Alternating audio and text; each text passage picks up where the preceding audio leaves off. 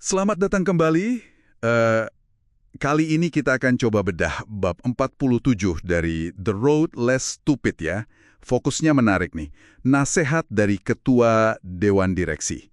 Misi kita, seperti biasa, menggali cara berpikir strategis mereka biar kita bisa bikin keputusan bisnis yang lebih cerdas.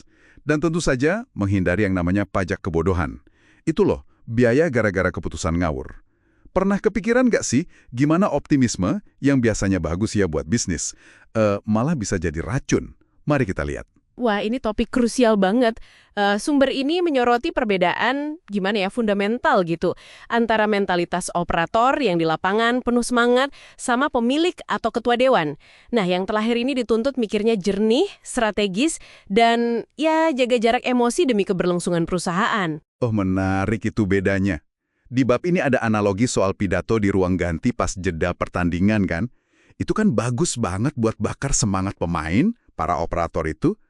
Tapi, nah, si pemilik tim katanya jangan sampai bikin keputusan investasi gede, misalnya nambah kursi stadion, cuma gara-gara lagi semangat-semangatnya habis pidato.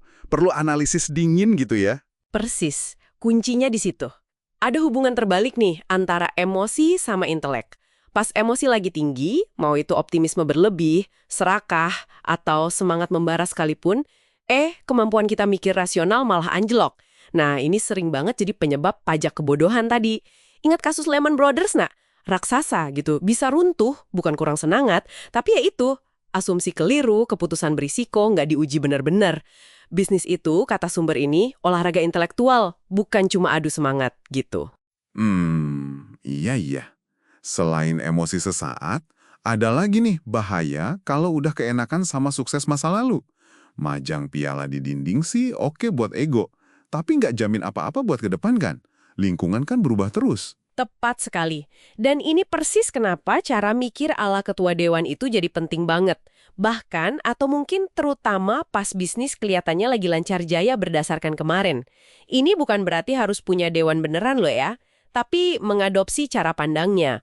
Jadi, skeptis tapi sehat. Selalu tanya ulang asumsi dasar, ini masih bener nggak sih? Fokusnya ke analisis risiko. Apa aja yang bisa salah? Mungkin nggak kejadian.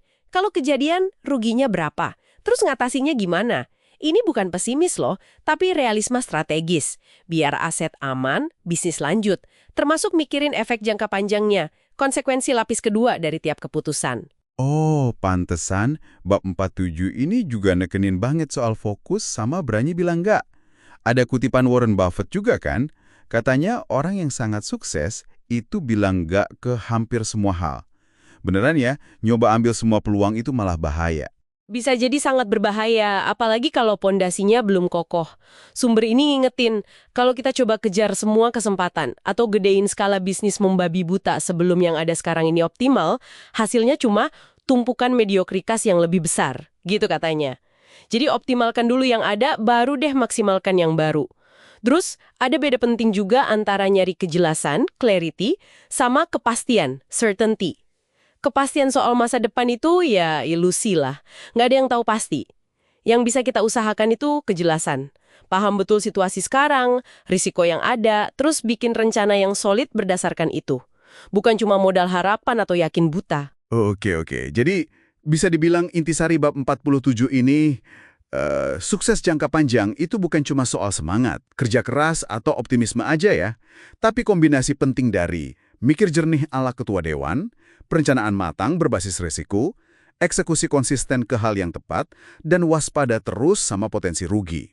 Jadi pakai kacamata ketua dewan, rasional, analitis, skeptis sehat, fokus risiko dan jangka panjang, itu kunci biar nggak ambil keputusan impulsif yang mahal ongkosnya. Nah, betul. Sebagai penutup nih, ada pertanyaan menarik buat Anda renungkan.